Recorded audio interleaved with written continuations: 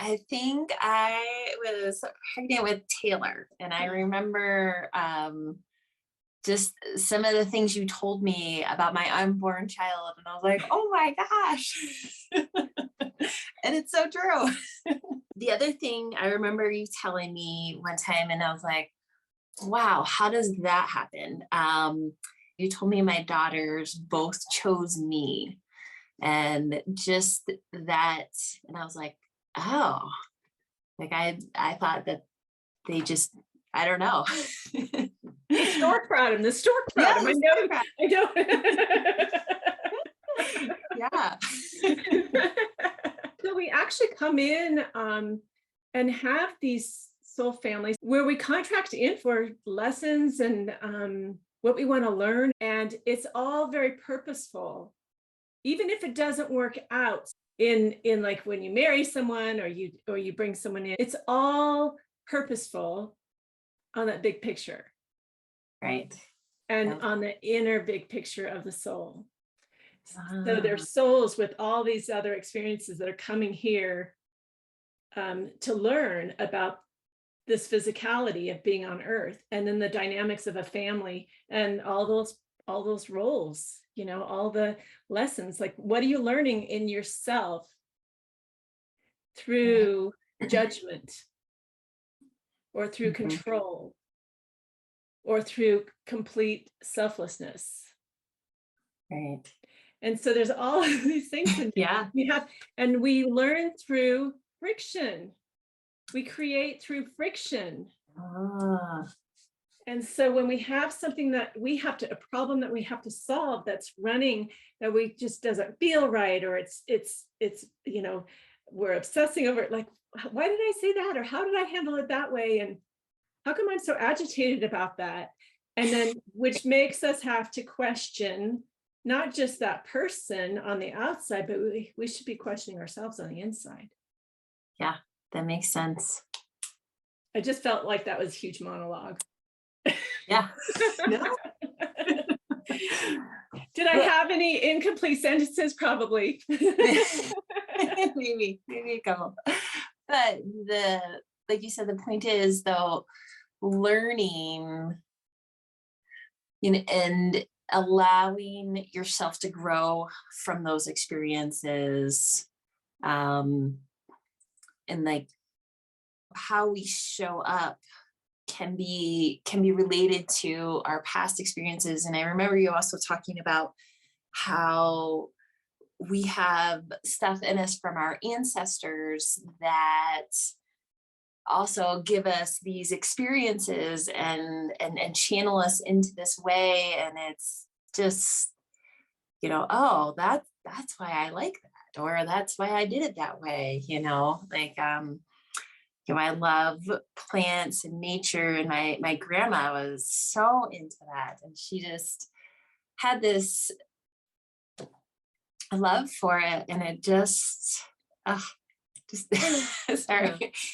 No need to apologize, because that emotion is real. That is the heart connection and that mentorship and that whole aspect of relating in such a deep way. When someone looks at you and you're speaking the same language.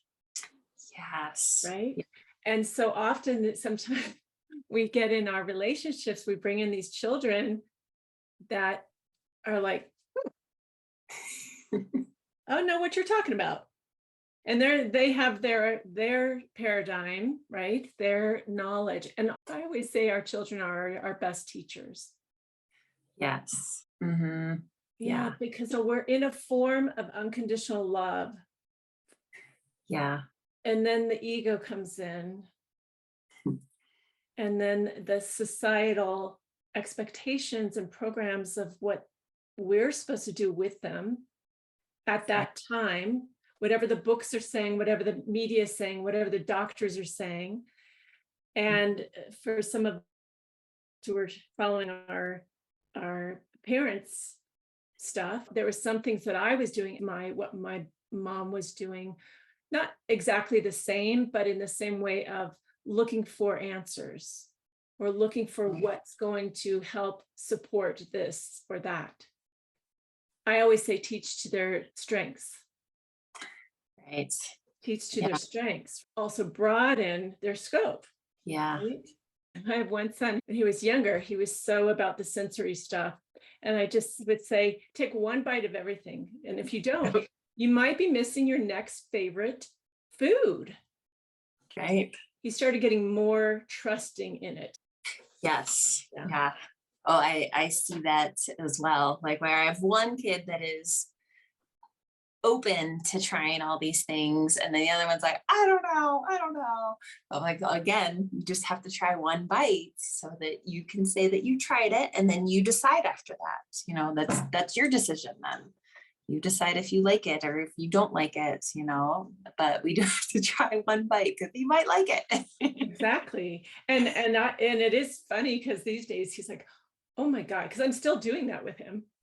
And he's like, because he'll say no. And I'm like, "Ugh, really? You're leaving this all for me? Because I'm very happy about that, if that's what you're doing. But I would really love to have you share in this joy and this experience." And then he has it. He goes, oh, and then before I know it, Mom, do you mind if I finish this off? Yep, yep. You know, Or can you like, make more? yeah. Like he's become quite a foodie compared to his brother who came in a foodie like me. Right. Yeah. Right. Was his dad was saying no to the kidney compost, whatever thing that the chef brought. And my son would be like, Dad, you're not eating that? I'll eat that. And it was just so the pleasure of it, right? Yes. But it's so fascinating, right? The exploration and the knowledge that they already have. And then what is it that can just be savored, right? Like, oh my God, look at you. You're Right. amazing. Yeah. Yeah. Yeah. Or even, you know, maybe that maybe lack of exploration is a defense mechanism or like a protection that they have to kind of get through to be able to open up that path. Well, for some, it is so about feeling safe in the sensory mode. Ah, And so a lot of that taste and the texture, that's huge sensory. And then there's even parts of them already sensing what they're allergic to. oh, oh, wow. Yeah. Last time I was at your place and they had done these paintings. And Oh, yeah. do you want to describe what they did? And Yeah. Yeah. I can even show them. So we have aspen trees in our backyard, and my oldest daughter had learned this painting technique of the watercolors. So she was able, you draw the lines first of the trees, and then you watercolor, and you put tape on the areas where the trees are going to be, and then you watercolor the whole thing, whatever background you want, and each one had its own specific background, and the trees have faces, and the faces are doing different things, and so the tree people are talking to them, and it's just it's so cool. I'll grab them real quick. yeah. Yep. So she named them then. Yeah. So the name is The Watchers with 1,000 Faces at the Rise of the Sun. It's one thing to have someone create something so beautiful, and then to name it with such poetic understanding and depth. Yeah, and such certainty. Like she knew, like, I have to name these. And then this is the Watchers with 1,000 Faces at the Mist of Dusk. Wow, that's so strong. This one's Taylor's. Yeah. Yep. And this one was Riley's. And then Riley did one more. Yeah. Gorgeous. And this is The Watchers with 1,000 Faces at Dusk. Yeah.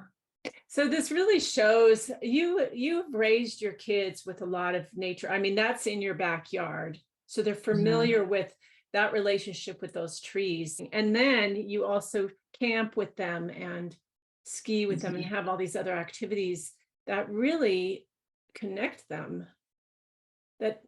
Yeah. So you support that really well. Yeah.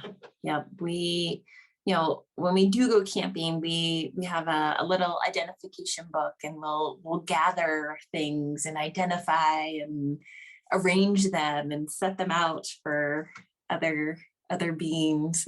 Because you have a little fairy house. Yep, Yeah. they have a fairy house, and we're expanding that as well this summer. I love it. It's so magical. And when I'm there, the girls are so excited because they're showing me all these things, the fairy realm and the mermaid realm and the animal kingdom and the books that they listen to, right? Yes. And read. Yeah. Mm-hmm. What's one of their series that they really hopped in on? And yeah, so they really got into Fablehaven.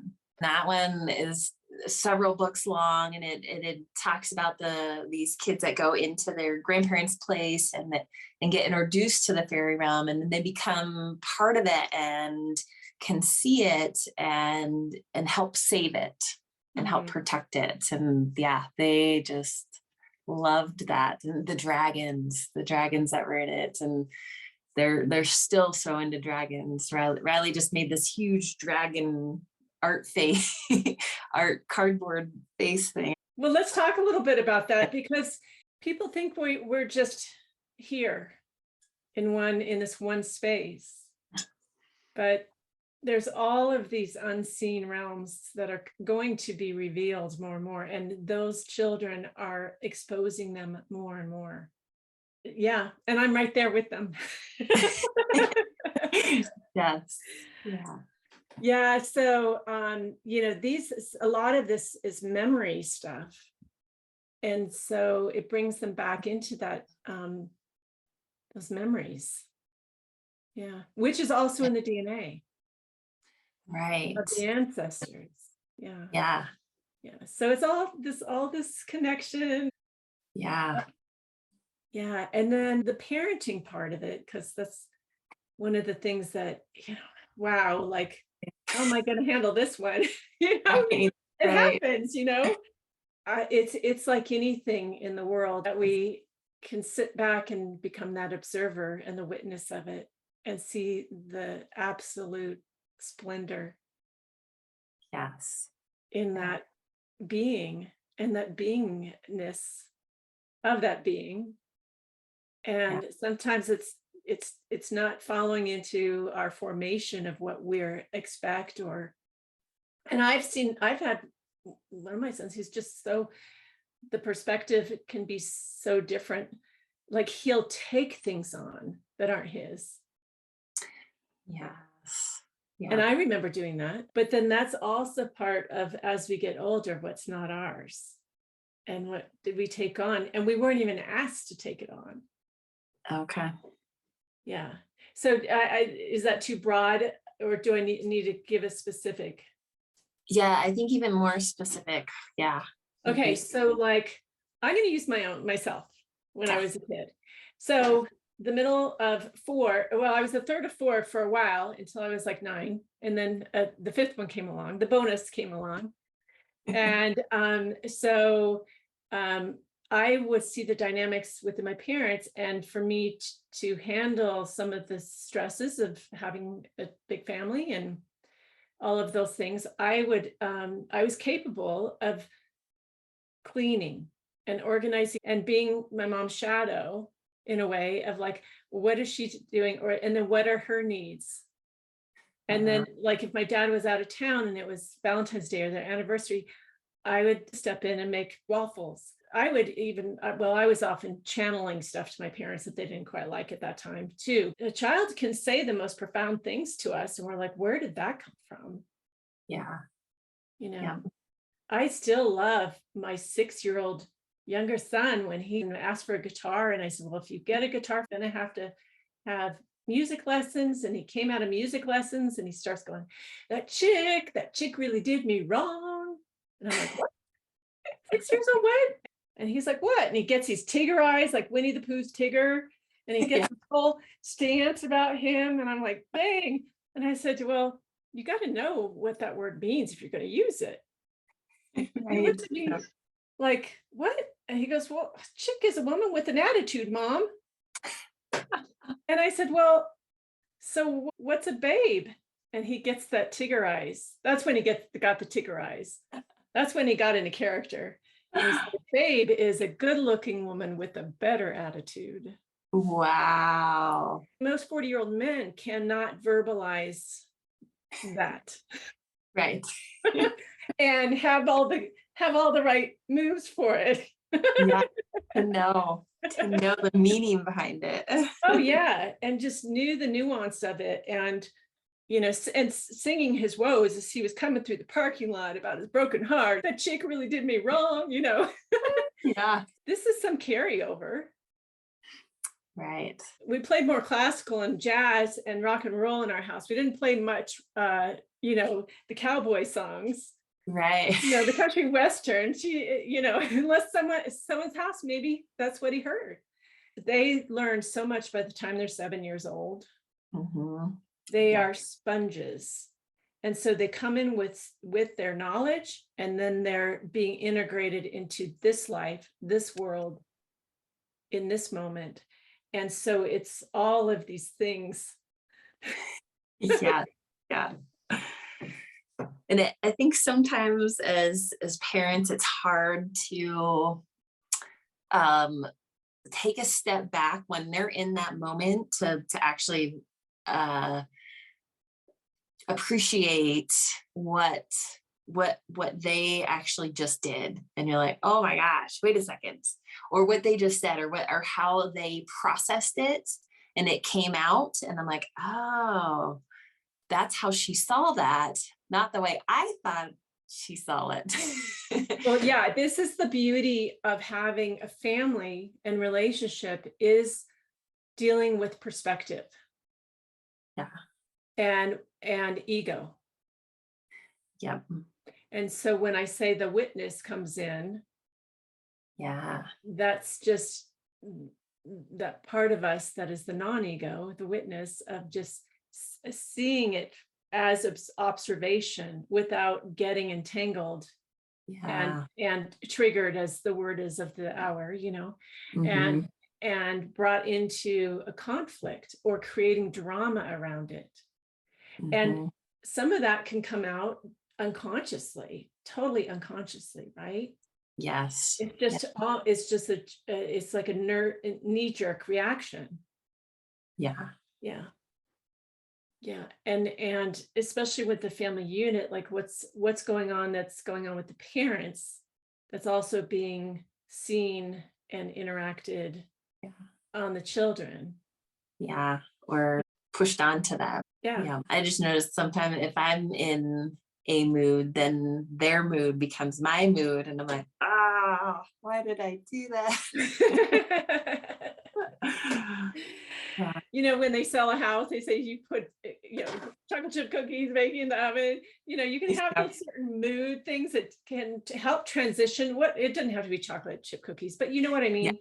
Yeah. If you can set the environment as much, or the tone as much as you can, in that organic way of how you want to create your world of engagement, and then also giving them their time, and I find the adults giving their self timeouts, and not even where they call it timeout, where they just say, oh, I have to go to the bathroom now, like just get that break, so they can either laugh or cry or assimilate what just happened, and then come back and either just go with the flow or go deeper into the study, where you're both looking at it from your different perspectives. Yes. Yeah.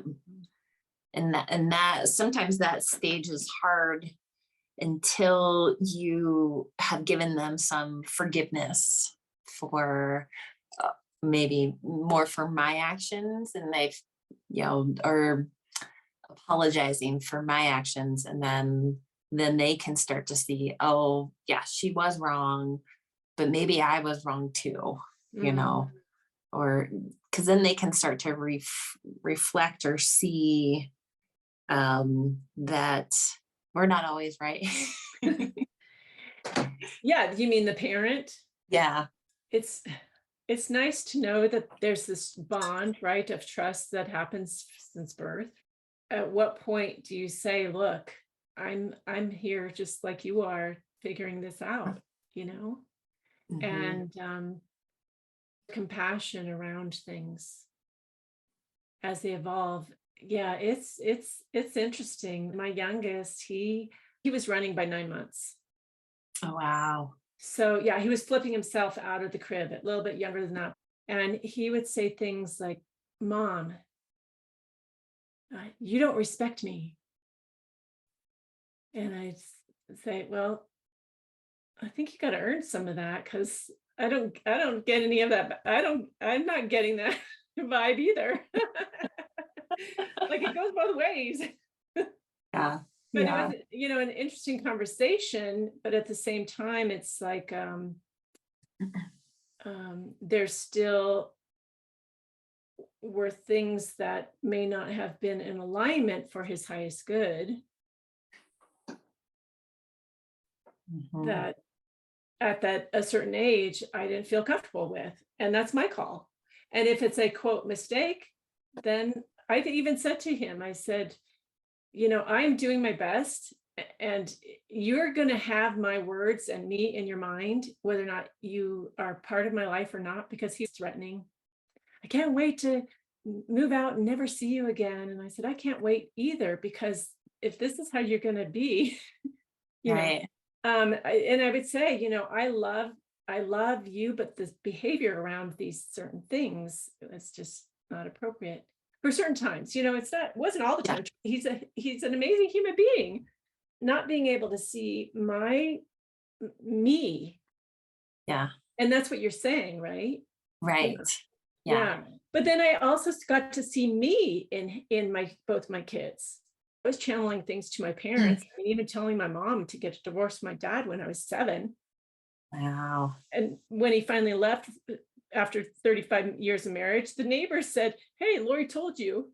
Uh, you know, uh, Beings that come in with so much oomph, that has been there's been so much through society putting a lid on it. They could be seen but not heard, or some weird programming BS. Right. Yeah. Yeah. Yeah. And yeah, and to actually look at them with respect, but also them also seeing the other side. And sometimes they never see it. Right. So it's a matter of, I mean, you still have to express and be you without tiptoeing. I mean, as a parent, knowing and accepting and forgiveness is a big part of that for ourselves, but also our children's journey, Mhm. right? Yeah. Humans may o- only see one side.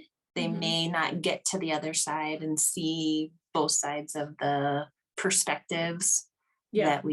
that we have. We're so short-sighted anyway with how we were raised, Right. right? So, and how we were constrained in Mhm. our movement of exploration in the world, or shut down because we had Yeah. an opinion, and then having the ancestral stuff that's coming through. There's so many layers. I feel like I'm circling around this.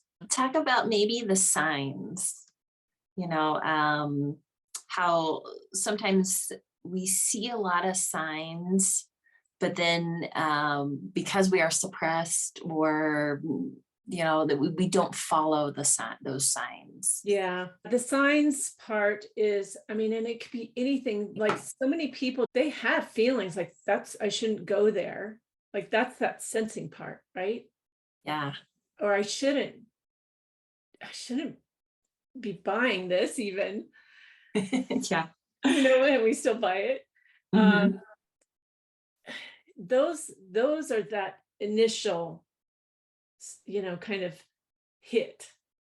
Call it the hit, that you get should I do this or should, it's like the person on that consciousness. It could be Yeah. the consciousness, or it could also be that intuition that's all in the same, like, how do you separate those two, right? Right. And Yeah. yeah. And then some of us get that like really gut, like, no, or that knowing right away. So when we talk about signs, like you can be listening to a song and getting a message from a song Yeah. Yep. that you connect to, that you know what it means for you, Yeah. to either just feel it or to act on it. It could be a message from a relative, and oh my God, that's grandma. Yep. Yeah. Or you can even walk into a room that smells like them. Oh yeah. And you go, Yep. oh my God, they're here. So Yeah. that's a sensory thing, right? That's a sensory thing. Symbolism comes easier for those who, if you are visual, and then Mhm. also if you're auditory, you'll get maybe you'll get your signs through the auditory, like the music, or someone saying something and you go, oh my God, that sounds just like so-and-so, or yeah. Right. Do you have a situation where you've had that experience of a sign? The one that keeps coming to my mind wasn't my actual, well, two. One, my mom had to have this chair that was at her great grandmother's house, but it was her mom's house, or this, I don't know how she got this chair, but she just touched it and knew that this was something her mom loved. And now it's in her house, and just when she walks by it, she's like, oh, there's my mom's chair, or, So she used her hand. Yeah. Yeah. So that's one of the 8 senses. Okay. Yep. Yeah. So she knew, and she got the knowledge through her touch. Yep. Yeah. Yeah. You had another one. Yeah. The other one was my daughter Riley. We this rock guy signs, rock sale. I think it was a rock sale. And she's like, can we go to this? And we had to follow the arrows to find this. And it was so amazing. I mean, just tables of rocks and gems and minerals. And we were like, okay, yeah, this was really cool. We were meant to come here. I love it. And those were literal signs. Literal signs. Yeah. And and you went with it. And we did. Yeah. She was the instigator on that. So good for all of you, right? Yeah. Because when you had this whole experience. Mm-hmm. Yeah. In the book I mentioned, you're at a stoplight and you look at one of the bumper stickers, right? And it just hits you. Yeah. It's like an awareness that you have that just opens you up. And often it's very profound. Yeah. Right? There's a profound resonance that occurs in that. It was like the journey off the path, which may have just been what you normally would go home, right? Yeah. Yeah. We would have just went home. And then we ended up learning more about certain minerals that are in Colorado. And then we went to Goblin Valley, and they had there's this rainstorm the day before, and all these minerals got washed out. And we're like, oh my gosh, here's selenium, it's right here. And it's just like, and we were just digging for all these rocks and minerals, and it just, it was so cool. And so naturally organic. Yeah. Like you couldn't have set that up, right? That is so being in the flow. Yeah. Yeah. Because then it just continued. And then we thought we were finding petrified wood was the other thing. And we bought a big piece of the petrified wood that was from Colorado. And then we saw more of it again. And we're like, oh my gosh. Yeah, it's so crazy how your eyes get open to these things, right? And it's but it's like leading you down the path. Now, even the birds and the trees, they all speak to us. Everything speaks to us. The water speaks to us. The wind speaks to us. So that's another level of signs if we're open to it. I think it was yesterday or the day before. boy, squirrel medicine was talking to me all day long, and even turning to me, and multiple squirrels would pretty much like stop and start chattering. So I had to go look up squirrel medicine. So it's one thing to have them in, that engagement. It's another thing to do the action part of it. What does it mean? Right. You don't know what it means. Go deeper into that sign. See where that puts you. And because the universe versus giving you a message of support or what you can work on or where you are right now. And that's okay. There's not a judgment around it. It's just, this is something that's here to support you. I remember sitting by myself in this back part of a restaurant, the outside part, and I saw this raven across the street on this tree, and I spoke to it in my mind. And I said, well, how are you? This is me just engaging. This is just an example. Yeah. And I said, oh, and look at you. How beautiful. Well, that raven took off and circled around and landed right behind me, tree right behind me. And so they are there to engage as well. And we can give them, it can be both ways. I was complimenting the beauty. And thank you for your beauty. It was just so majestic in the way that nature is, accepting that as the signs we are giving out in the universe as well. We don't think about that. No one really speaks of that. And it just comes through us. Yeah. It makes me think like then things come full circle then, because it's giving, taking, and that evolution. That, I don't know, that's what comes to mind when you say that, the ebbs and flow of it, but also when we are able to sit and project out, our support back to it, or our, I don't know, compassion or love for it, and then it comes back to us. It's just so beautiful. The circle of it. Yeah, it's connection. Okay. And all of it is connection. I just love that story, the arrows and you going with it. Yeah. She sees that, I think, more often, and we don't always get to go down those roads with her. And so it was really, I need to make sure that I can or do. And without worrying, I mean, what happens if you're half an hour late somewhere else or an hour late for dinner, Right. It's like giving grace letting grace come in and allow things to happen and be present just in that beautiful space. Because oh my gosh, that just led so much. And you never know if that's okay. Is she going to be a geologist? Is she going to be an anthropologist? Is she going to be an artist? All of that ties in. All of those tie in. Yeah. I mean, my art world ties all of that stuff in. There's no, for me, there's no difference from history to anthropology to spirituality to it's just it's that information of informing us of our capacity to create and how we commune as well. I homeschool my kids on and off just to save their soul in some situations for education.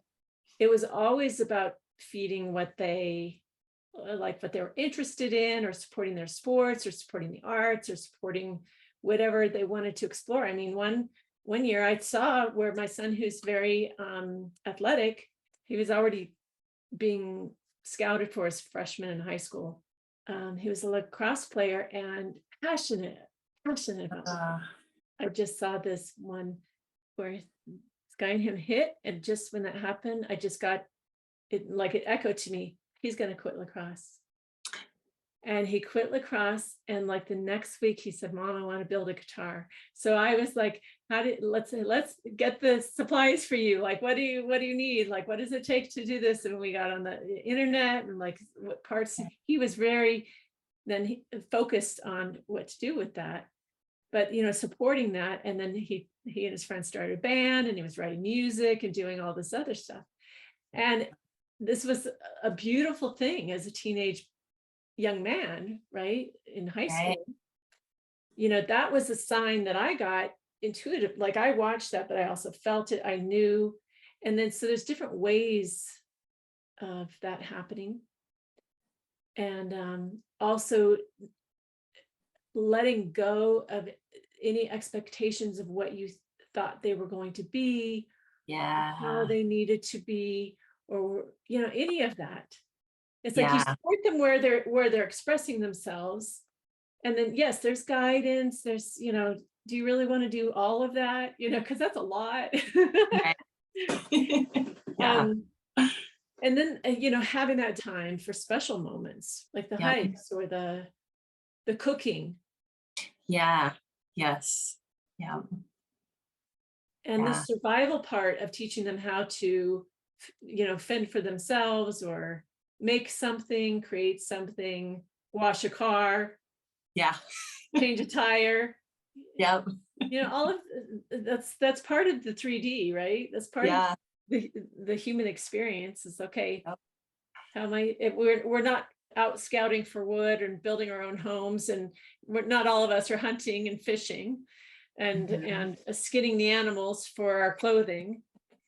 Actually, just yeah, it was last week. So Riley was sick and she missed the day in school where they were going to dissect the sheep heart. And I was like, do you sure? Do you want to try and go in? Like, she's like, no, I just can't. I don't feel well enough. And so she stayed home, and I was I was able to find a sheep heart. I ordered one, we got it, and we did a cow eye. And so we dissected them out and showed them. I was like, look at this, and like, look at this, and touch it. And it was so cool. I think they really liked it. Riley specifically is very science minded. Yeah. Um, Yes. I mean, that's what I get from her. Hmm. Yeah. So brilliant in her imagination. She connects to knowledge. Yes. Yeah. Yeah. It really comes really closely, and she absorbs it and repeats it Mhm. and remembers it and brings back, and she'll be like, Taylor, didn't you learn that in second grade and our first grade? And she's like, I learned that in kindergarten. And Taylor's like, I don't know if I remember it. But she like, oh my gosh, it's just so proliferating in her. And Yeah. it's Yeah. And I would say the one thing that I feel for her is that she has this knowledge, and then making sure that she has the balance of it's okay not to know everything. okay. Yeah. Yeah. Yeah. But she's okay. She loves doing what she's doing, because that's how she is. That's who she is. But it's Mhm. okay if she doesn't know something, Yeah. because Yeah. that can go down a whole other path. Yes. Yep. I can see that. Yeah. And yeah, because it's almost an ego. It becomes an ego thing that I should know this, Right. Yep. instead of just like her sister. Yeah. I don't know. I don't know. Yep. And yeah, and then all this pressure goes on her. So she might be one of those that needs a year off between school, between high school and college. I'm just putting that Yeah. out there. Yeah. I remember Tyler when he was 8. I was in a parking lot, and he knew I was talking to someone who was a friend, who there was a psychic there, and I said, "Oh, that's so and so. She's a psychic." And then, like, weeks later, he came to me and he said, Mom, I think I'm supposed to meet that lady, that the psychic lady in the parking lot. And I said, well, I don't know if she sees kids. Well, he goes, I think I'm supposed to see her. And so I called her up, and she goes, oh, if he's asking for me, certainly, but you just have to be there. She's doing all this past life stuff with him, and doing this drawing, and saying all this beautiful stuff about him. And at the end, she says, do you have any questions for me? And he's like, yes. Why am I impatient? Wow. Yeah, and she was beautiful. She's like, you have so much knowledge and so much ability, brain power, that you're running all of this energy. And your body is small, but once you get bigger, you're going to be able to handle running all of that information. Oh my gosh. That's Riley too. Using her body a lot in the outdoors, which is primo for her. Mm-hmm. She really, that grounding, letting her fly through the air and then ground in your backyard. Yeah. That's what they do. Uh-huh. Yeah. So having that capacity and recognizing, wow, there's so much there. Yeah. And then also asking them what they need. Because sometimes it's just quiet time because they're sensing so much. They just want to be by themselves. Right. Because Yes. they're bringing in so much information. We have become so small in who we really are. And we are huge, huge beings. And we go all these dimensions, and your daughter and is experiencing that. She knows, like that one time when I was at your house and I said, oh no, she's a galactic being. And her head spun around, and with a big smile, she goes, yes, I am. She owned it. She knows it. Mm-hmm. She already knows it. Finding out these things that is really pleasing and they're passionate about: dance, music, and play, and storytelling and writing at a young age. They were writing their own adventures. Oh my gosh. Those things are still around. Your daughters would probably be great at that. Oh yeah. But then they had a community of like-minded people. Right? In this forum. Yeah. Of expression and creativity and being leaders in their stories. Mm-hmm. And Tyler, who was not capable of writing, his motor skills and things like that. So he typed a lot out, and he says, I want to write my own story. That's why he started writing. That was his purpose. Both of your daughters would probably love something like that. These avenues of expression connects to the greater good, as far as I'm concerned. Yeah. Yeah. Yeah. When people can use their storytelling with playfulness or with seriousness, and that full expression is beautiful. Mm-hmm. Yeah. Yeah. And our kids do it naturally. We do it naturally. Yeah. Yep. Yeah. She actually, it's funny you say that. Well, not really, but in school right now, they had to write an adventure story. And she already has like 4 full pages. And she's like, Mom, I'm just going to end it here for school, but I'm going to keep it. And I need to finish it, because she's like, it's going to be awesome. And I'm like, yeah, it already is awesome. Just the detail and the events, and just like, wow, can we keep reading? This is really good. Yeah. And who's going to illustrate it? Oh, yeah. Yeah. They've got a team there. So they do. Yeah, they do have a team. Yeah, that is interesting how that led into that. Uh-huh. You want to wind it up here? I think we can wind it up. I think we covered a lot. Love you and appreciate you. You're just such a beautiful being. And I'm so glad that we've developed this relationship and we're able to share our stories and our lives.